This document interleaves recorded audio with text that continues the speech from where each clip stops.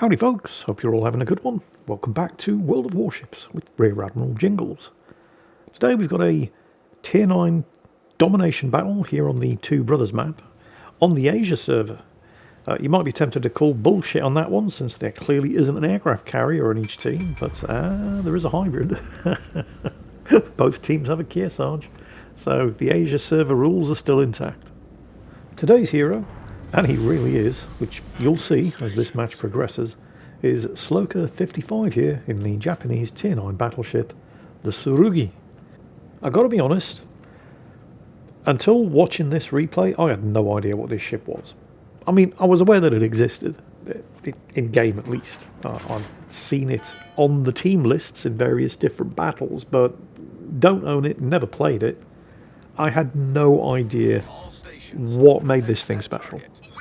My initial first impression just from watching this replay was, let's say that if this was a Steam game, it would be getting a mixed review.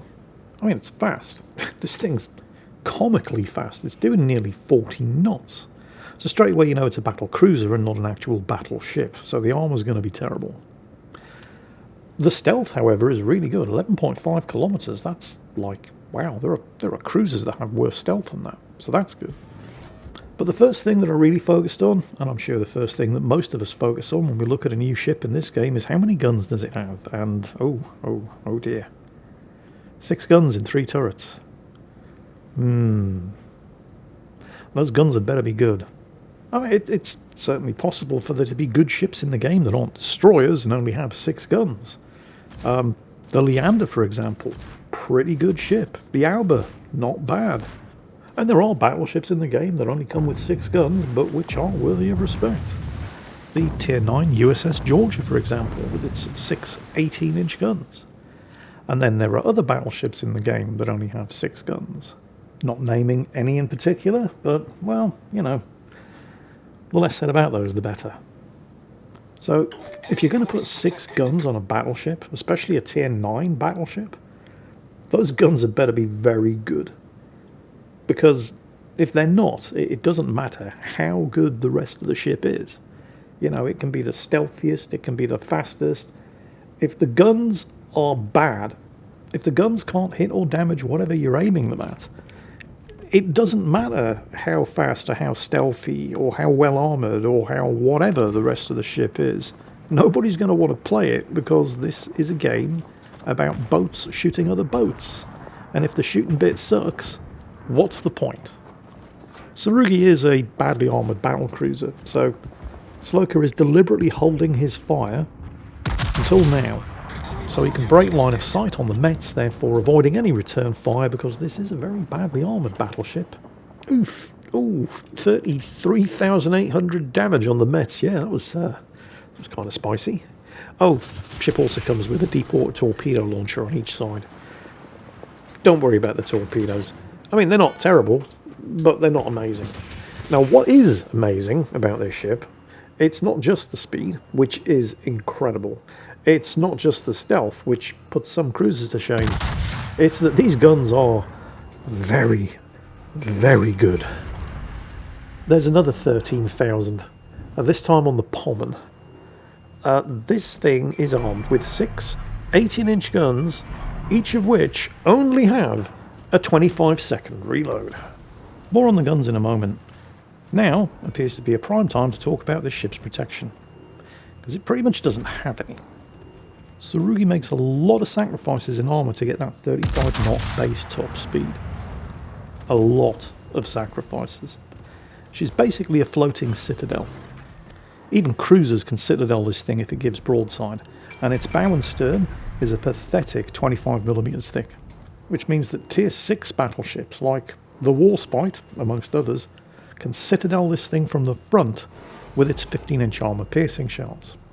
And there are not many battleships that this thing's going to fight that don't at least have 15 or even 16-inch armour-piercing shells. It took a lot of damage there in just a couple of seconds. A fair amount of it was just from the Pommern's secondaries, because with that 25mm plating, German battleship secondaries with their quarter caliber penetration are going to absolutely chew you up. And the ship is, of course, also going to be extremely vulnerable to even light cruiser high explosive fire. But it does have that excellent 11.5 kilometer stealth, and that really good 35 knot base top speed, which allows this ship to disengage from combat quickly and go undetected, and then relocate just as quickly in order to surprise the enemy by shooting from another location. It's kind of like a really big cruiser in that respect, and that's more or less exactly the way that Sloka is playing it. More about these guns. 18-inch guns, only 6 of them, but to compensate, they only have a 25-second reload. Watch how he times this. He's going to be able to get these shots off without being spotted. Yep. As soon as the midsection of the ship doesn't have line of sight to the top you're shooting at, in this case the miasma, they're not going to see you. Oof. That's another 12,000. They're not going to see you if you open fire. And he's ready to do it again. He's just checking to see whether or not the line is going to clock him. I think he's safe. Yep, again, an extremely well-judged salvo. Let's see if you can get any citadels this time. Oh, no, unfortunately not. Oh well, never mind. But yeah, 25-second reload on 18-inch guns. What the hell? The USS Vermont, one tier higher, also armed with 18-inch or 457mm guns, 40-second reload, although it does have exactly twice as many of them. And the Vermont's guns fire those US Navy super heavyweight armor-piercing shells, which the Tsurugi absolutely definitely does not get. You see, while the caliber is the same, the shell performance is not. Vermont's guns, they hit like 18-inch guns. Tsurugi's guns hit more like 16-inch guns. And that's not bad, but they don't really have 18-inch gun performance in every respect other than one. Their over-penetration capability. Because they are 18-inch guns, which means they can overmatch 30mm of armour. So even though they only hit like 16-inch guns, they only take 25 seconds to reload, and they have battle cruiser accuracy. They actually have the same accuracy curve as the cruiser Azuma, which means that even if Tsurugi is angling in like this in order to avoid getting smacked in return, even though, yeah, it's a lion, so it's firing high explosive, if you don't respect the power and accuracy of these guns, even though only the front 4 can actually shoot at you, you turn to give broadside to these things, you will regret it. We've destroyed an enemy battleship. You just won't get the opportunity to regret it for very long. And now he's tucked in behind the island. And oh look, there's another enemy ship showing a big fat juicy broadside. And I don't know what caliber guns the Vyazma has off the top of my head, but they're not going to be 15. Oh dear. That was indeed a paddling. Yeah, I was about to say that unless the Vyazma has armor piercing loaded and they're at least 380mm guns, Sloka didn't have anything to worry about there. You notice how he's using the island cover here, by the way. He's playing this battleship like the USS Atlanta. I mean, he is effectively basically fighting the enemy. I mean, there's multiple enemy ships over here, and he's fighting them all more or less alone. But he's using the terrain in such a way that he never really has to fight more than one of them at a time. And he's able to do as much damage as he has because he's got their flanks to shoot at. He's able to paddle their broadsides. And the reason that he's able to do that is because he's been using this 11.5 kilometer surface detection and textbook utilization of available terrain concealment using the islands. Most of the time, those enemy ships didn't know where he was. They had a general idea, but they couldn't see him. And so they were angling against and returning fire at the ships that they could see, the ones down to the south. Sloka's, quite frankly, textbook exploitation of this ship's stealth, its speed, and of course all of the island terrain on the western flank of this map has allowed him to get into this position, observe the enemy, line up his shot, and hold his fire until they've already committed. Oof, another good hit. Until they've already committed in shooting at something else. And then by the time they've swung their guns around or they've reloaded, he's gone undetected again. Honestly, he's playing this thing the way anybody else would play a Zhao or a Yoshino. Well, okay, maybe not a Yoshino, In my experience, most people play Yoshinos like frustrated destroyer captains. They go full speed ahead right at the start of the game, straight down the middle, right into the teeth of the enemy team, get to within torpedo launch range, swerve the arse of the ship out in order to unmask the torpedo launchers, get ready to launch the torpedoes, and then for some reason appear to be surprised that turn and give broadside right at the start of the battle when everybody's got the guns loaded and is just itching for something to shoot at, results in their immediate destruction. So, okay, maybe not like Yoshino captains, that was a bad example. Enemy Leon setting up for a return volley, here it comes.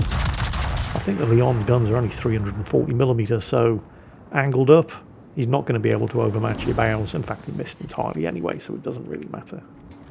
You know, oh, Leon should have died there. Did you see the ricochets? Kept it alive for just a few more seconds, but it's pretty much gone. But it's kind of the polar opposite to the Tsurugi. Whereas the Tsurugi does only have 6 guns, but they are 6 very, very good guns. The Leon doesn't have good guns, but it does have a lot of them, and that does kind of make up for a lot. Hey, he finally finished off the Mets that he opened up with, what was it, 38,000 damage from his opening salvo. Yeah. You see, the Leon, it does have bad guns, but it's not a bad ship. It's an ugly ship. It looks like somebody's inbred chinless cousin. But it's not a bad ship, even though it does unquestionably have bad guns. But it's got a lot of bad guns. 16 bad guns. As Stalin once said, quantity has a quality all of its own. And as I, on occasion, have been known to say, oh no, somebody else got him. No, not Yumihara is about to get its broadside slapped. Throw enough shit at the wall and some of it's going to stick. And that definitely applies to the Leon. HMS Agincourt too. 14, 11-inch guns, and they're all garbage, but when you've got that many guns, it doesn't really matter how bad they are. The law of averages is on your side. Also, the Agincourt secondaries are hilarious. You can put bad guns on a battleship. Oh, there goes the Montpellier. That's kill number 4. But yes, you can put bad guns on a battleship, and it's fine. You just have to remember to put enough bad guns on a battleship. Roger. If you put too few bad guns on a battleship, then it doesn't matter how good the rest of the ship is, the ship's gonna suck. It's gonna be no fun, completely frustrating to play, and you're going to hate it. And of course the reverse is true. You can put just a few guns on a battleship, as long as you make them really, really good. Which fortunately for Sloka, and for all of us watching this particular replay, is what they did actually remember to do with the Tsurugi. Not something that they do with all 6-gun armed battleships though, although I'm not here to point fingers and name names. Let's not go dragging any battleship's good reputation through the mud. Let's just say that if you're going to put bad guns on a battleship, do what they did with the Leon and the Agincourt, and put enough bad guns on a battleship. Otherwise, you'd best make those guns really, really good, and we'll just leave things there. See? We can all be adults about this. There's no need to go pointing fingers. Boom! Headshot. There's the Kraken Unleashed. Enemy warship. Enemy battleship foundered. I had no idea what the Tsurugi was like. This is the first time, because I don't own it myself, I've never played it. This is the first time I've seen a Tsurugi replay. Oh, and he's loaded the high explosive. That's going to be real bad news for the Jervis.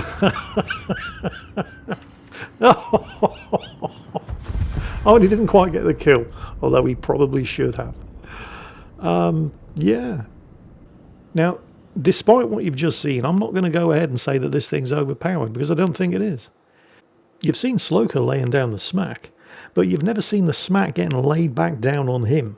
And that was, well, except for that couple of seconds at the start of the battle when he did come under focus and lost nearly half of his hit points.